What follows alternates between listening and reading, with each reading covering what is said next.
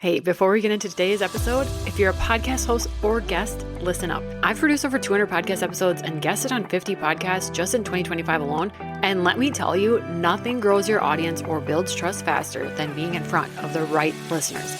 That's why I created my podcast tour offer. I'll help you map out your topics, strategize your message, and find you the most aligned podcasts and audiences to get you and your business in front of. So if you've ever thought, I just wish more eyes were on my work, this is your sign. Let's get you on a podcast tour. You can find all the details in the show notes. Just look for podcast tour. Now let's dive into today's episode.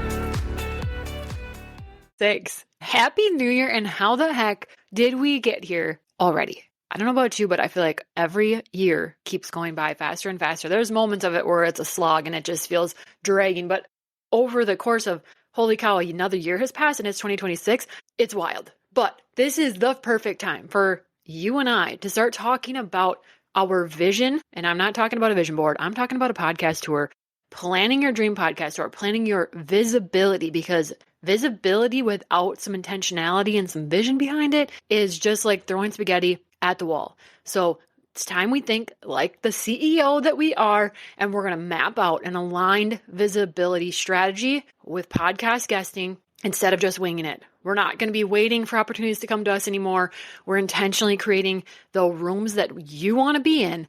And I'm going to walk you through how I'd build my own podcast tour if I were starting fresh in 2026. You know that in 2025, I was on over 50 podcasts, a dozen virtual memberships that I spoke on, as well as another handful of virtual summits that I was speakers on. I was on a podcasting speaking tour, and I started it in January.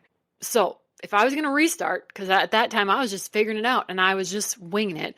If I was going to restart it, this is exactly what we'd do. Come with me, right? We're going to map this out. So first of all, we're going to plan now, because the start of a new year is the best time to realign your visibility goals. We want to make sure that this isn't just random guest interviews. Strategically plan this out. If you don't define what you want to be known for, then someone else gets to decide it.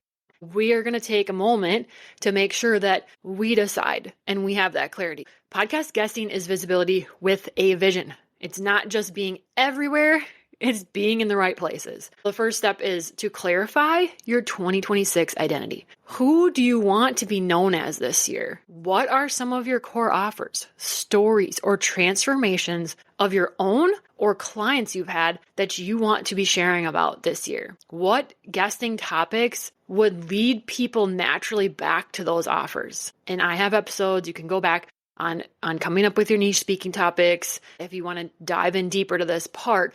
But that's what we're going to really do with those niche speaking topics. It's who do we want to be and what identity are we having for 2026? For example, if I want to be known for helping entrepreneurs find aligned visibility, which is literally what I want to be known for, then in 2026, I want to make sure that my guesting appearances tie back to that and are about that in some way, that mission is the forefront of when I go and speak, that's what I'm talking about. So what is that for you? Next step, we got to choose the rooms that are the right rooms for us.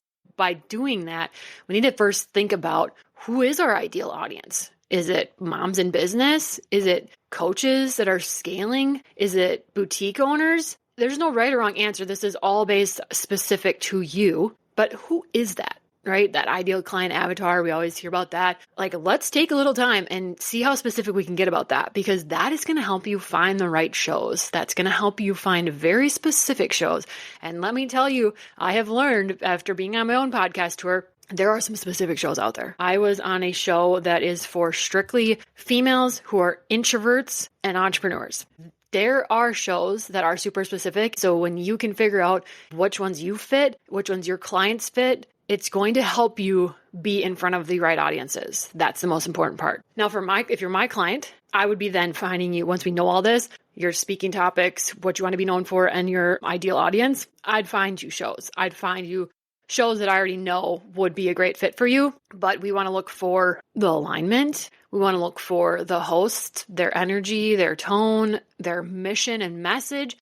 Do you fall in line with that? Is there some match up there that is a good match? It's alignment. because if not, you might not want to be connected to that show or that host. We want to make sure that we're doing some work, listening to the shows before we're saying, hey, I want to be on your show. Another thing you can do with the tracker that you can go download for free and keep all this squared away and straight is you can categorize them. You can highlight them. Are these dream shows? Are these growth shows? Are these collab? Maybe you have a podcast or you have some type of thing that you like to collab with. I've done different collaborations where we are collaborators on a social media post or have done guest blogging. So I've had a blog on my website and I've had people that write blogs post on my website and vice versa. There's a lot of ways to collab, but you can track that and see, because not every host you're going to want to collaborate with then back on your business, because it might not always be a fit. You might be a fit for their show, but they might not be a fit for your audience, vice versa. So you can categorize those and help you narrow down which ones you're going to be reaching out to. And if you're listening to a podcast or someone's social media or something, and you're like, I wouldn't listen to this myself, that's not the right room. Keep it moving. That's not the right room for you. It's fine. Keep going. There's other shows. There's plenty of fish in the sea. Okay, step 3, we're going to make sure that we create a signature speaking framework, a strategy, right? That's our speaking topics. 2 to 3 repeatable topics that you can talk about that are your core message. These can be flexible. So for example, I might talk about aligned guesting. I might also then talk about visibility, the ripple effects that happen from that. Those things really, really match. It's just tweaking how we're going to talk about them. And so that's the flexibility in it, but it's still very specific and it's still that core message. So you can think of this as your set list of 2026, your tour set list, right? You're Taylor Swift here, and this is the set list. These are the repeatable things that you're going to talk about. You're going to tweak how you speak on the show. Whether you're talking to moms, you're going to say moms. If you're talking to corporate men and women, you're definitely not going to say mom. But you're going to tweak that a little bit as you speak, but your core message is going to stay the same. Your 2 or 3 talking points, the tips that you're going to give, those are going to stay the same. Notice I say 2 or 3 and not like 50 tips and how many you can mash into one episode, because people do not have the attention span for that. Think about how someone would feel at the end of listening to your episode if you just jammed 20, 30, 40 tips down their throat. Would they feel overwhelmed and feel like they can't take action because it's too much, right? That's probably how they'd feel. So it's best to keep your best couple of tips and make sure that, when they're done listening, they feel really empowered to go and take action on that one thing, those 2 things, right? That's a different feeling when they get done with your episode than the previous. Step 4, you're gonna prep and make sure your systems are in place. So, if you're going to start guesting on podcasts and being on a podcast tour, when you get booked, they're going to ask you for a headshot, for a short bio written in the third person.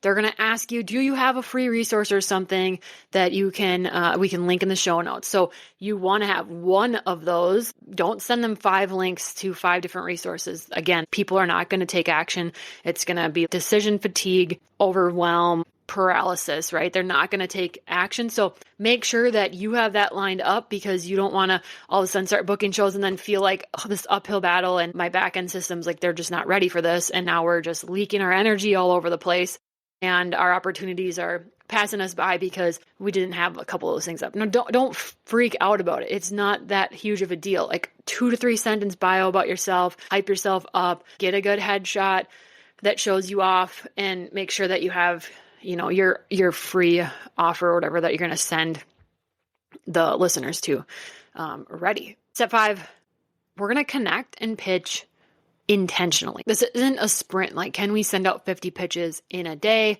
I don't work like that. If you do that, awesome, go ahead. I think most of us would get overwhelmed. So this is something maybe you can schedule twice a month or once a month, and you gather shows, you find shows, you hire me to do this part for you, and then we send those messages out. Send DMs, send them a personalized pitch.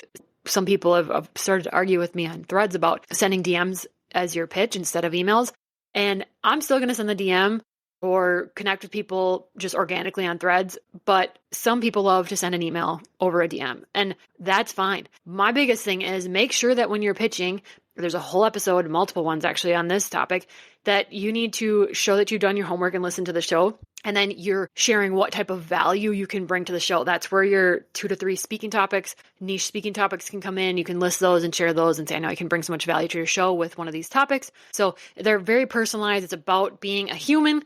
It's about the relationship and connecting with that host. Because I can tell you one thing that happened from my own podcast tour is a lot of my clients last year ended up being hosts that I spoke on their show because they loved our chat. They got a good vibe. We went deep in the conversation and it was just an easy yes to sign up with. That host is your first initial contact and connection with that audience because you can't get to their audience without getting through them and you need their backing. So your energy with that pitch is important, just as important as your wording, in my opinion. Make sure that you're not sending it on a low energy day, on a desperate feeling day. Make sure you're in the right vibe. And actually with my other business that's called Willow and Wren, it's crystal bracelets that I wholesale or consign. I did that today. I curled my hair, burned some sage, got in the right vibes, and I sent some reach outs to new stores that I would love to have my bracelets in. So I do the same thing. If I'm going to send a bunch of pitches out, I'm going to make sure that I'm in the right vibe for that because we can tell it comes through. And it's about staying visible in a consistent way. But also to me, that's the most important part is that it's consistent, that consistency that you can keep up with. It's whatever you can manage. So if you're sending out 5 a month, awesome. If you are trying to connect with podcast hosts 5 a week, awesome. But it's whatever you can manage and it's whatever works for you. I get asked that a lot, like, how many should I be on? I went wild and I actually feel like I was able to work that many shows into my busy schedule. Mom of 3, kids were home all summer. I kept guesting and it just felt like a huge bang for my buck. So it was very easy to book when it fits for me because they'll send you a calendar link and you get to decide and look at your calendar and plan that out. So I thought that I could just do as many as I wanted all the time and I just let it happen. But if you want to hit a certain goal, set yourself a certain goal that you can be consistent with and change it as you need to change it. So let's wrap this up. It's 2026. We're all high vibing, feeling like we got all these new goals. Our vision boards are set and we need people to see our business. That is where the visibility comes in. That's where your podcast tour comes in. Where do you want to be heard in 2026? Your dream podcast tour. And if you don't know or don't have shows yet on your radar, that's where I come in. Girl, I've been doing this for so long. Let me help you. Let me put you on that tour. I would love nothing more than to send you on a podcast tour for 2026. If you want help mapping this out, you want me in your back pocket, coaching you, strategizing with you, and finding you the right shows, then you head to the show notes. The link is there. Podcast tour. Go check it out. And if you want to just dabble first, you go grab my free podcast guesting starter guide masterclass and you start there. All right. Good luck. Hey, before you go, if you've ever wished podcast guesting or hosting felt a little easier, you're going to love this. I started a free podcast matchmaking community where hosts and guests can actually connect, swap shows, and find aligned conversations without all the cold pitching and chaos. It's totally free, it's super fun, and it's growing every day. So whether you're looking to grow your audience, get in front of the right people, or just finally get your message out there, come join us. You can find the link in the show notes to join the community.